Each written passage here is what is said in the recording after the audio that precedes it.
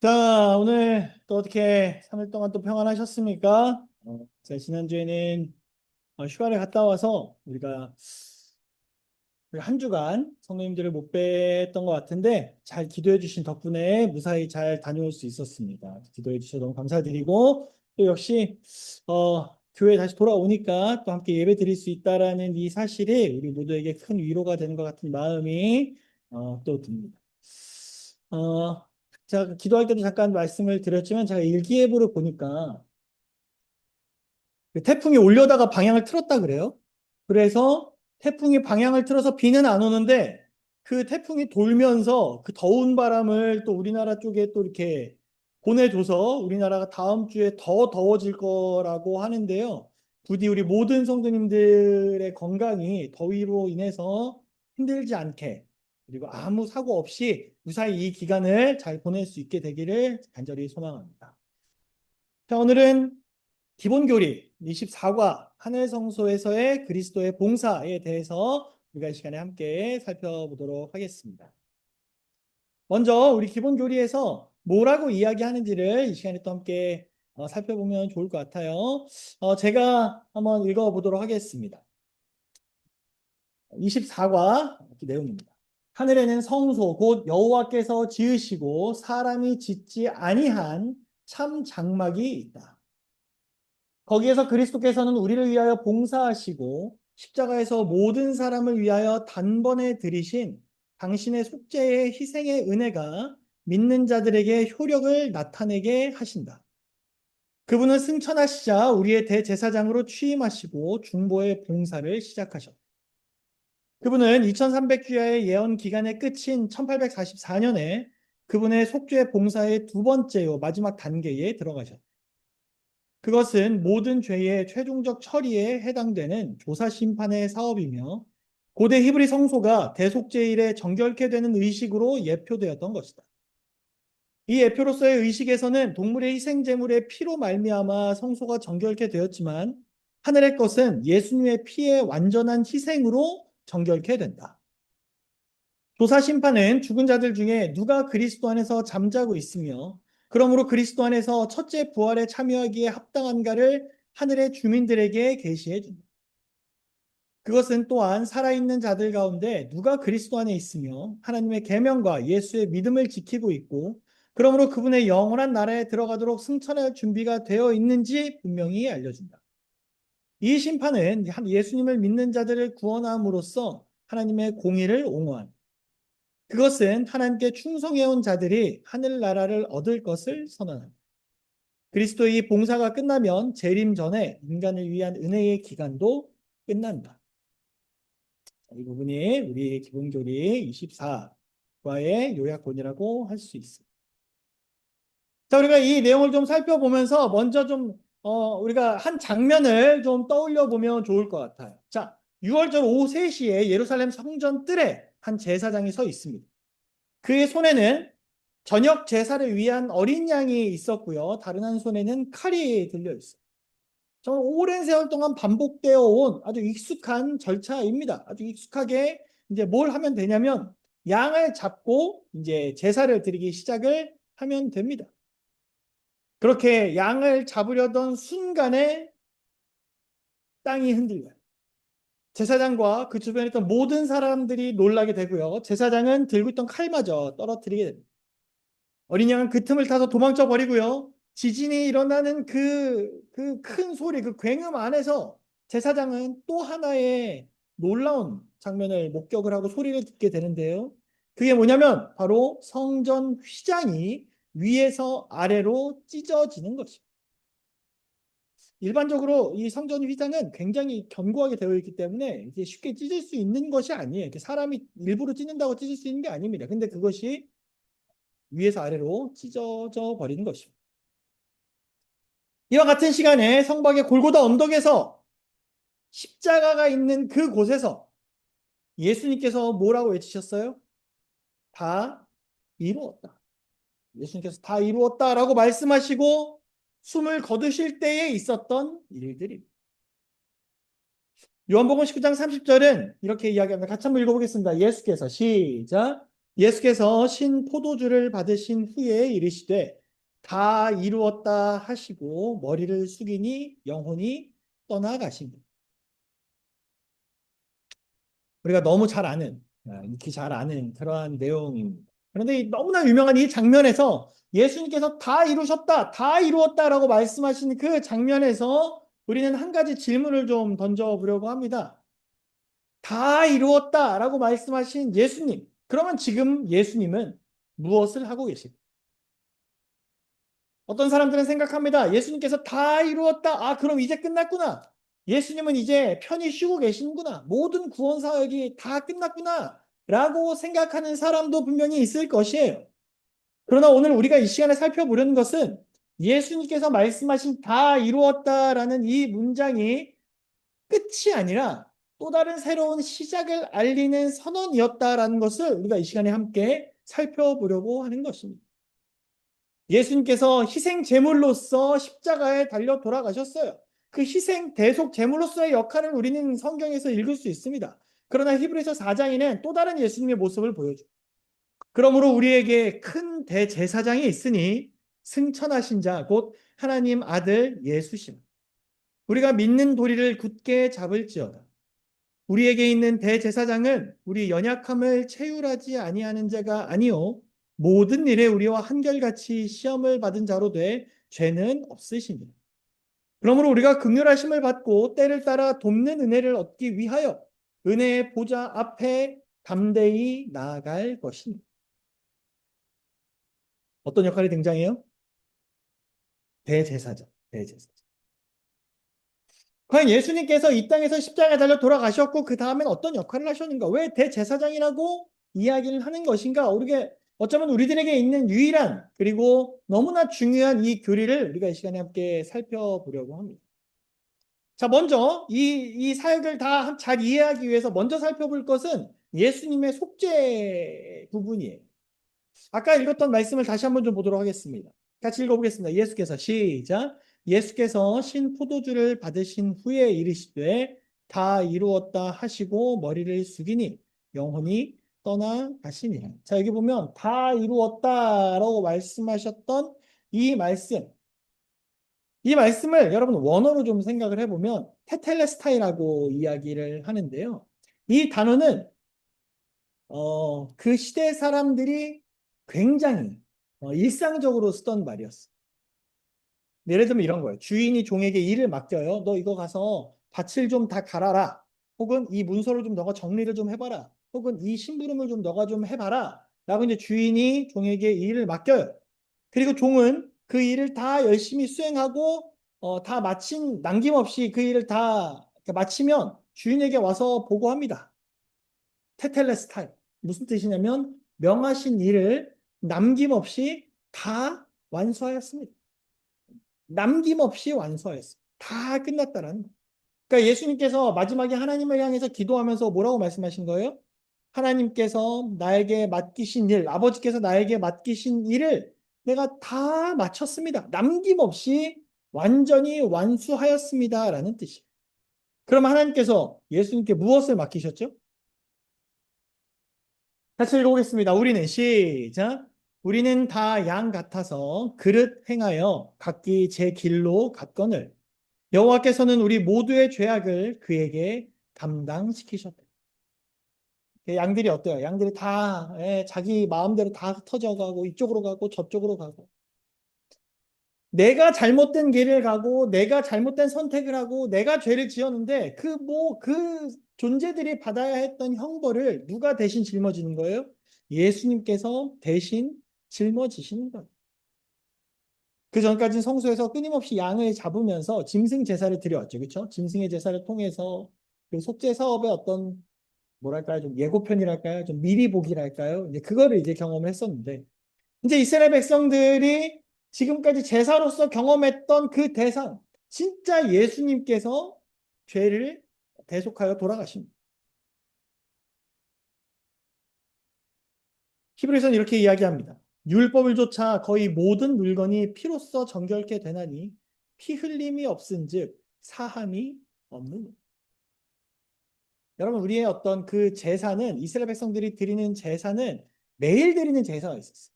그건 뭐예요? 또 매년 드리는 제사가 있어요. 이건 무슨 뜻이에요? 그들이 한번 양을 잡은 것으로는 충분하지 않은 거예요. 양을 한번 잡았다고 내가 제사를 드렸다 그래서 내가 그 다음 날, 그 다음 날 내가 무조건 안전하고 내가 무조건 죄를 짓지 않고 이럴 것이라는 보장이 없습니다. 우리는 또 죄를 짓게 되고 그 죄로 인해서 두려워 떨 수밖에 없는 사람들이었어요. 내가 양을 바침으로써 그 순간에 어떤 죄사함에 대한 마음의 평안함은 분명히 있을지 모르나 완벽한, 완전한 확신을 주지 못하는 제사가 이 지상에서 드려지는 제사의 한계였습니다. 근데 누구의 피 흘림은 달라요? 예수님의 피 흘림은 달라요. 히브리서 9장 28절 같이 한번 읽어보겠습니다. 이와 같이 시작. 이와 같이 그리스도도 많은 사람의 죄를 담당하시려고 한 번 들이신 바 되셨고 한 번. 지금까지 정말 그 긴 역사 동안 정말 수천 번, 수만 번 반복됐던 그 제사. 이제는 예수님의 그 한 번 들이신 바로 모든 것이 해결되는 거예요. 그래서 우리 시대 소망에 보면 예수님께서 이 십자가에 달려 돌아가실 때 그 장면을 이렇게 묘사를 합니다. 싸움은 승리로 끝났다. 그분의 오른손과 거룩한 팔이 그로 승리하게. 그분은 정복자로서 당신의 깃발을 영원한 고지 위에 꽂으셨다. 천사들이 기뻐하지 않았겠는가? 온 하늘은 구주의 승리의 개가를 불렀다. 사단은 패배. 여러분, 우리가 신앙생활을 하다 보면 가끔 의심이 들 때가 있습니다. 정말 내가 예수님을 믿는다고는 하는데 정말 내가 그걸 충분할까?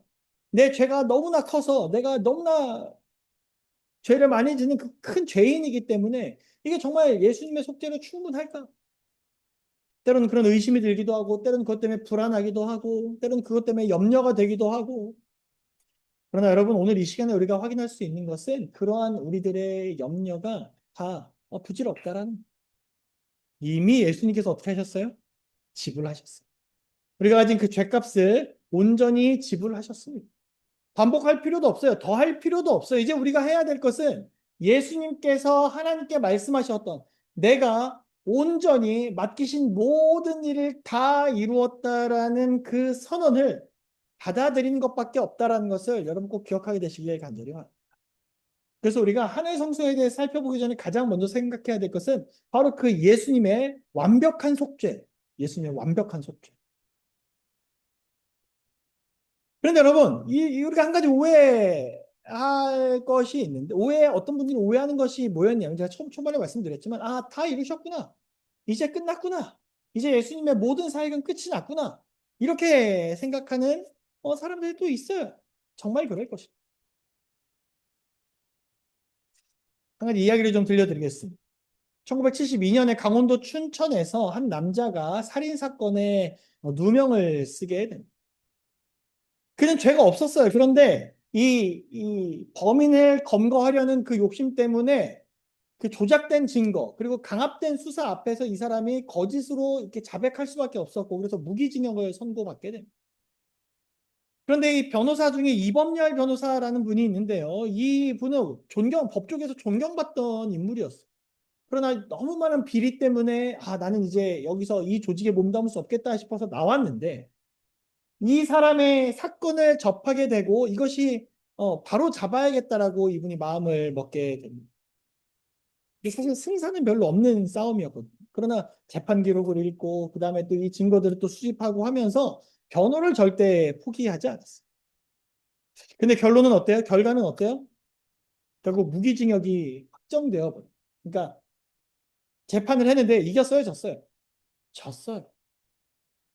보통 변호사라면 어떻게 하겠습니까? 여기서 손을 놓았을 것입니다. 이제 끝났다. 이제 의미가 없다. 그래서 이 이범열 변호사는 좀 달랐다고 합니다. 이 재판 기록들, 그동안 부조리했던 재판 기록들을 하나하나 직접 바꾸려고 한 게 아니라 다 필사하고 직접 기록을 다 해서 개인적으로 다 보관을 해두었어요. 혹여라도 이 법적 보관 기한이 지나버리면 기록들이 사라질 수 있으니까 그러한 것들을 본인이 직접 기록해서 그 기록을 남긴 것이죠. 밤마다 한 장 한 장 다 기록해서 남겨놓은 거예요. 왜요? 언젠가 어떤 방식으로든 진실이 밝혀질 것이라고 믿었던 결과는 어떻게 됐을까요?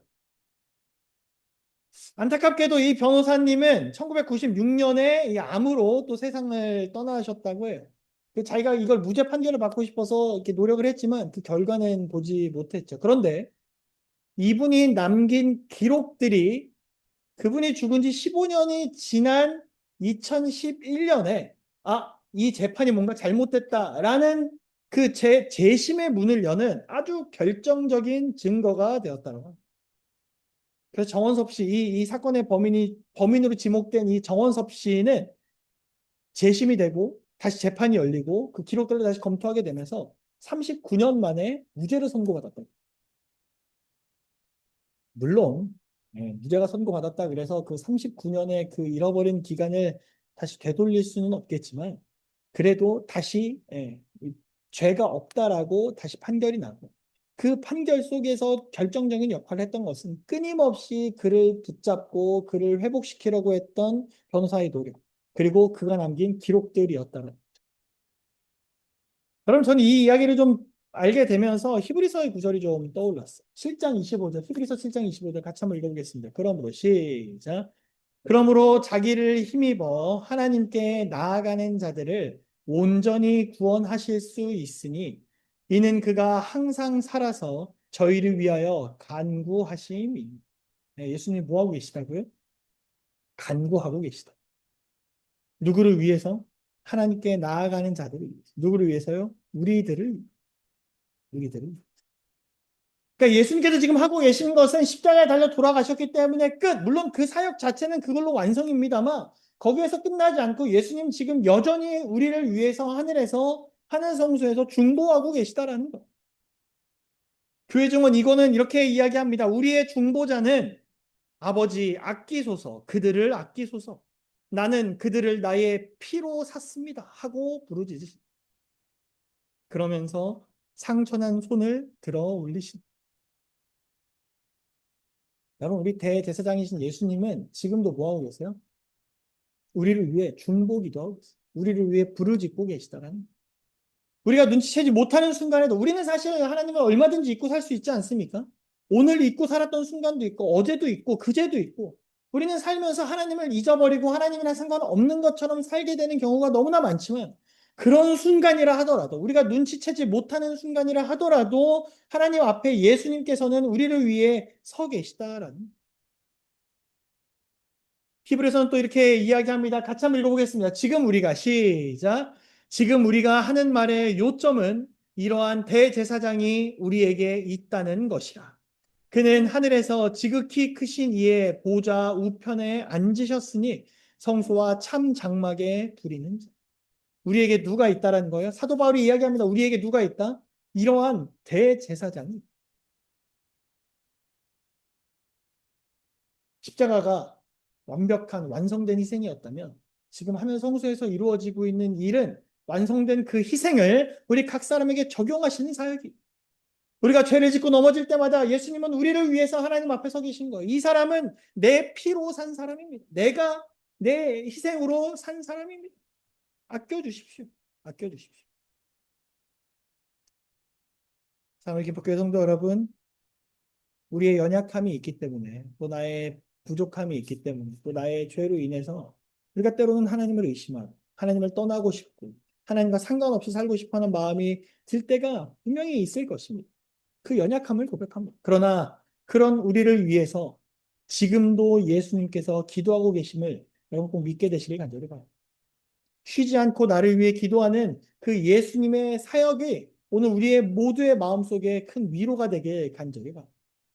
혹시 우리 중에 내가 너무 많이 실패해서 내가 너무 많이 넘어지고 내가 너무 많이 죄를 지어서 이제는 예수님도 지치시지 않을까라는 생각을 혹여라도 하는 분이 계시다면 그런 생각 다 내려놓으시고 이러한 대제사장이 우리들에게 있다라는 이 귀한 말씀으로 위로받는 모두가 되시길 간절히 바랍니다.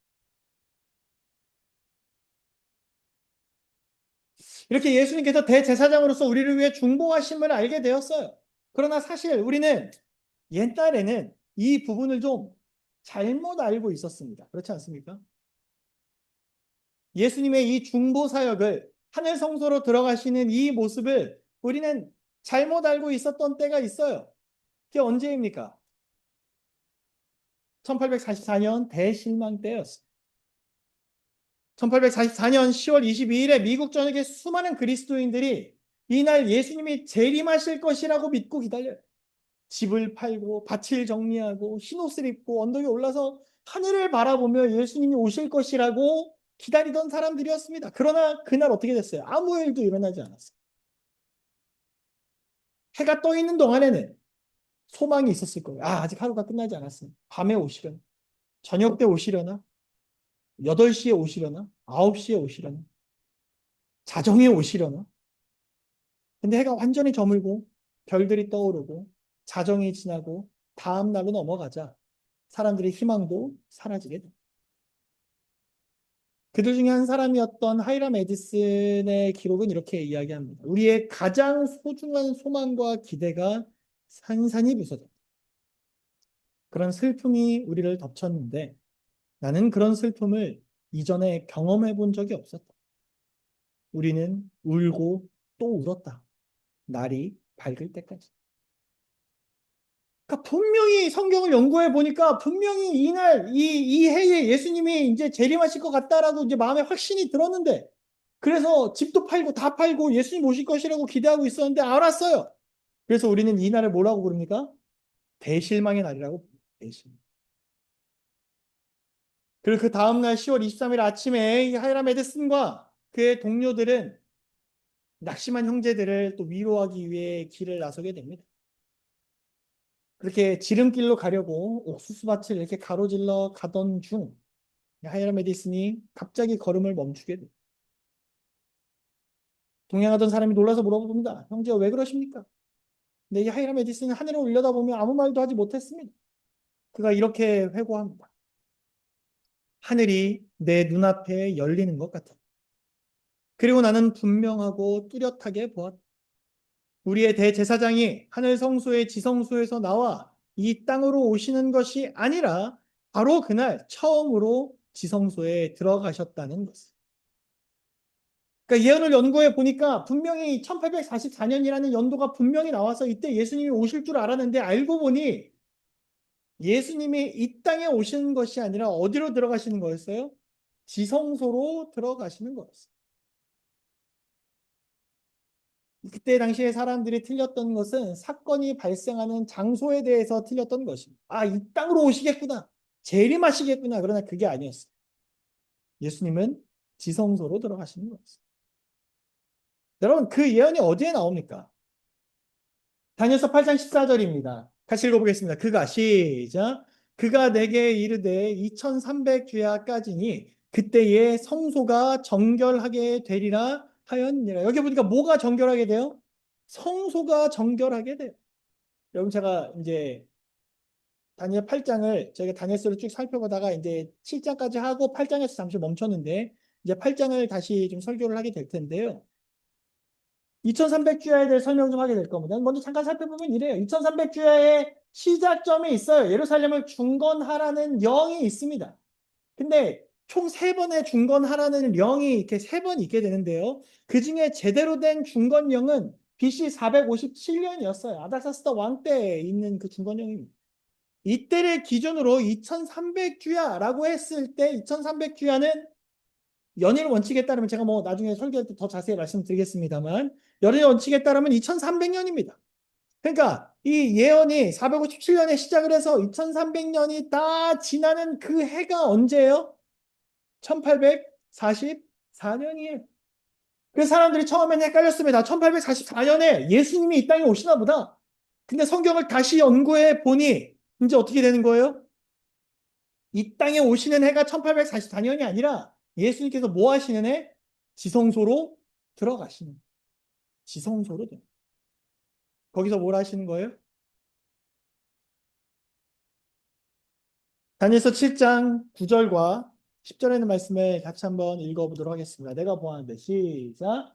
내가 보았는데 왕좌가 놓이고 옛적부터 항상 계신 자가 좌정하셨는데 심판을 베푸는데 책들이 모였대.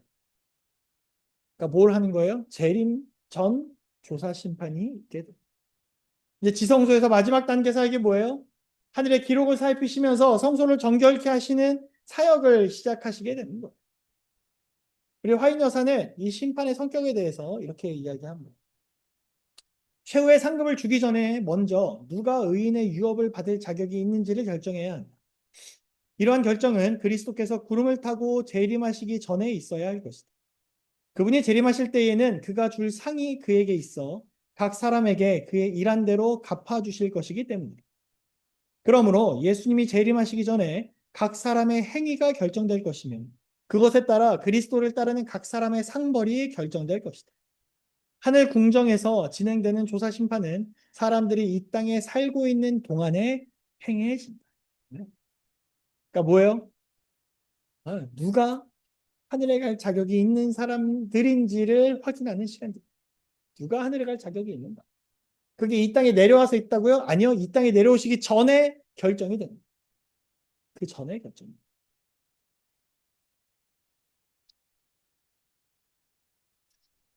그렇게 모든 작업이 다 끝나는 그때에, 그때에 우리 주님이 이 땅에 오실 것입니다. 그때가 오기 전에 성경은 우리들에게 뭐라고 이야기합니다. 계속 14장 7절 같이 한번 읽어보겠습니다. 시작. 그가 큰 음성으로 가로되 하나님을 두려워하며 그에게 영광을 돌리라. 이는 그의 뭐 하실 시간이 이르렀어요? 심판하실 시간이 이르렀어요. 제가 어릴 때 처음 이 내용을 좀 접하면서 제 마음에 처음 들었던 생각은 두려움이었어요. 무섭다. 준비 안 되는데 이 시간이 끝나버리면 어떡하지? 준비가 안 됐는데 예수님께서 와버리시면 어떡하지? 이미 나는 다 멸망이 확정되어 버리면 어떡하지? 라는 두려움이. 그런데 시간이 지나서 다시 이 말씀을 보면서 새롭게 깨달았던 것은 이 조사 심판에 대한 내용은 이 기별은 이 하늘 성소에 대한 이 기별은 우리를 겁주기 위함이 아니란 오히려 우리는 우리에게 주어진 이 기별과 이 진리로 인해 감사해야 함. 왜죠? 우리는 이 진리를 이미 알고 있습니다. 이미 알고 있습니다. 우리가 분명히 주님의 손에 이끌려 하늘에 가게 될 사람이라는 것을 다시 한번 준비하고 대비할 수 있는 사람들입니다. 그 예수님께서 책을 펴시며 얘는 이래서 안 되고 저래서 안 돼가 아니라 얘는 이래서 되고 저 사람은 저래서 하늘에 올 수 있고 그렇게 하나님께서 온 우주에 이것을 확실하게 말씀해 주시는 것이 이 조사 심판의 기별인 거예요. 그러니 여러분 우리가 해야 될 것은 무엇입니까? 이렇게 무서운 기별? 이런 기별을 말하는 데가 어디 있어요? 이런 무서운 기별 때문에 내가 두려워서 신앙생활을 못하겠어. 이런 것이 아니라 이미 나에게 주신 이 놀라운 기별로 인하여 감사하고 그 기별을 다시 한번 연구하고 묵상하고 우리의 삶에 적용하면서 내가 어떻게 이 시대를 살아갈 것인지를 준비하는 저와 여러분이 되어 주시길 간절히 바랍니다. 하늘 성소 우리 직접 본 적은 없어요. 물론 저도 마찬가지고 우리 모두가 마찬가지일 것입니다. 그러나 분명 그곳에서 우리 주님은 뭐 하고 계세요? 우리를 위해 중보하고 계시고 우리를 위해 많은 것들을 대비하고 계십니다. 사랑하는 캠프교회 성도 여러분, 간절히 바라는 것은 오늘 이날 이 밤에 잠들기 전에 또 이 안식일이 또 다가오기 전에 이번 한 주가 재림을 준비하는 그 예수님의 다시 오심을 적극적으로 준비하고 대비하며 오늘 하루를 살아가는 우리 모두가 되어 주시길 간절히 바랍니다. 말씀 좀 정리해 볼까요? 오늘 우리가 살펴본 것은 예수님의 어떤 세 가지 모습이에요. 첫 번째 뭐였어요? 자, 다 이루었습니다. 다 맡기신 일들 다 했습니다. 라고 말씀하시며 우리를 위해 희생하신 예수. 또 희생하시고 끝이에요? 아니에요. 우리를 위해 중보하시는 예수. 또 지성소에서 뭐라고 계세요? 정결과 심판 사역을 하시는 그걸 준비하시는 또 하시는 우리 주님의 모습을 우리가 이 시간에 함께 살펴보았습니다. 근데 이 모든 것들은 우리를 심판하기 위함이 아니라 우리를 뭐하기 위함이다? 구원하기 위함이다라는 것을 우리가 이 시간에 함께 살펴보았습니다.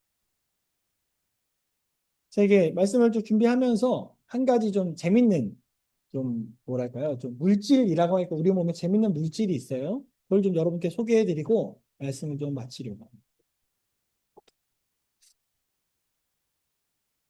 어, 지금 여러분이 보시는 것은 우리 몸 속에 있는 키네신이라는 물질입니다. 뭐가 키네신이냐면 요즘 걸어가는 것처럼 보이는 얘가 키네신이에요. 이게 그냥 AI로 만든 모습이 아니라 실제로 얘가 이렇게 걸어 다녀요. 우리 몸에서. 사람들이 뭐라고 이야기하냐면 제일 귀여운 물질, 우리 몸에서 제일 귀여운 물질이라고 이야기합니다. 마치 뭐 같아요? 뚜벅이 같죠? 이렇게 뚜벅뚜벅 걸어서. 네. 얘가 하는 일은 뭐냐면 우리 세포 속에 존재하는 얇은 레일, 지금 얘가 걷고 있는 이 길이 레일인데, 그러니까 길인데요. 우리 눈엔 당연히 안 보이겠죠. 아주 굉장히 작고 얇은 레일인데요. 이 안에서 뭘 배달을 하냐면 우리 몸속에 있는 단백질, 영양 이런 것들을 얘가 옮기는 역할을 한다고 해요. 그래서 실제로 자기 몸보다 훨씬 큰 저런 단백질 같은 거를 얘가 들고 옮기는 우리 몸속의 택배 기사라고 보시면 됩니다. 네. 정말 이렇게 걸어요. 이렇게 걸어요.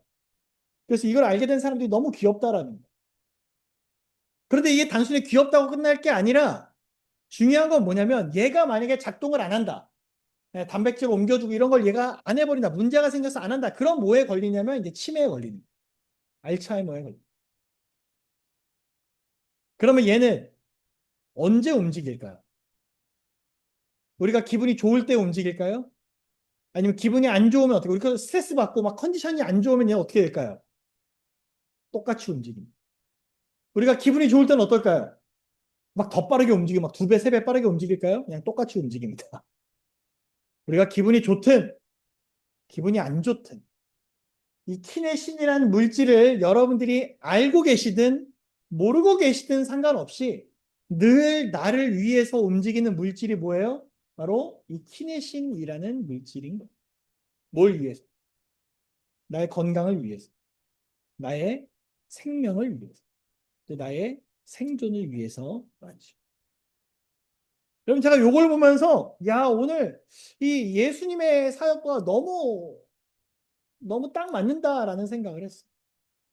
여러분 예수님은 지금 이 순간에도 뭐 하고 계세요? 우리를 왜 기도하고 계세요? 우리가 알든지 모르든지 우리가 예수님에 향해서 기분이 좋든지 안 좋든지 내가 예수님을 좋아하든지 싫어하든지 내가 예수님께 삐졌든지 안 삐졌든지 내가 예수님을 사랑하든지 않든지 간에 상관없이 늘 예수님은 우리의 생명을 위해서 우리의 구원을 위해서 우리와 함께 하늘에 가시기 위해서 우리를 하늘에 초청하시기 위해서 지금도 기도하고 계십니다. 사랑하는 기독교 성도 여러분, 간절히 바라기는 그 기도에 반응하시는 우리 모두가 되시길 간절히 바랍니다. 예수님의 기도에 반응하고 예수님의 초청에 응하면서 그 초청에 반응하면서 기쁜 마음으로 예수님께 나아가는 우리 기독교의 모든 성도님이 되어주시길 간절히 바랍니다. 그럴 때 정말 우리 주님 나중에 다시 오실 때에 우리가 준비하고 있다가 이제 어떻게 할 수 있는 거예요? 주님 기다리고 있었습니다. 주님 정말 보고 싶었습니다. 라고 말하며 하늘에 올라가는 그런 저와 여러분이 되시길 간절히 바라면서 오늘 말씀을 마치겠습니다.